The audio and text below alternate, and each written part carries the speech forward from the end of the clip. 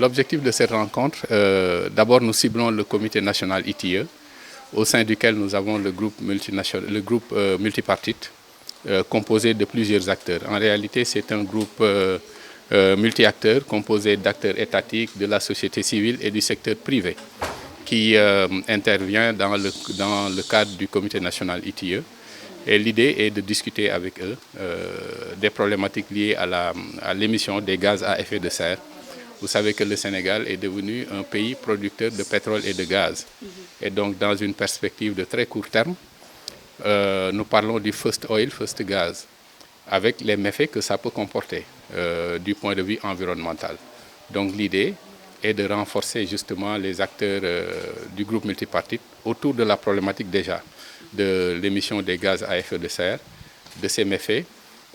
Et vous savez qu'il y a toute une technique, il y a des technologies qui sont apprêtées et qui permettent justement d'abord de minimiser les émissions de gaz à effet de serre, mais également de capturer les émissions, le cas échéant, pour pouvoir les utiliser dans le cadre de l'industrie, etc.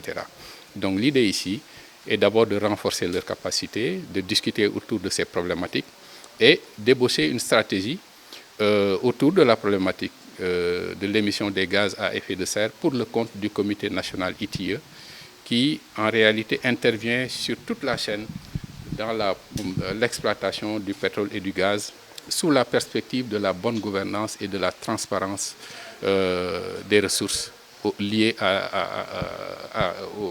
de l'exploitation liée aux ressources pétrolières et gazières. Donc l'idée est de renforcer les capacités, de discuter autour de la problématique et d'ébaucher une stratégie. Le Sénégalais lambda, c'est d'abord, vous savez qu'aucune institution n'est désincarnée. À partir du moment où on parle du comité national ITIE et du groupe multipartite, son rôle est évident dans l'architecture institutionnelle liée à la gestion du pétrole et du gaz au Sénégal. Ça, c'est un. L'autre élément, c'est qu'aujourd'hui, on parle de corruption, on parle d'escapisme, on parle de malgouvernance dans le secteur extractif.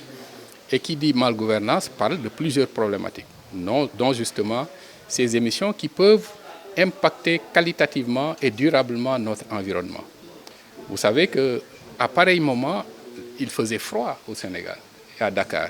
Aujourd'hui, la température frise les 27 degrés. C'est dire que nous sommes au cœur de cette problématique de la destruction de la couche d'ozone, causée entre autres par ces émissions de gaz à effet de serre. Donc, ce à quoi le citoyen peut s'attendre pour dire la retombée, c'est d'avoir un environnement où il fait mieux vivre. À pareil moment, il faisait froid à Dakar. Aujourd'hui, il fait chaud. C'est dire que donc il y a énormément d'impacts causés par une mauvaise exploitation ou de mauvaises techniques ou de comportements causés par ces exploitations des ressources pétrolières et gazières. Je rappelle que l'Afrique n'est pas la contributrice essentielle de ces émissions, mais le Nord.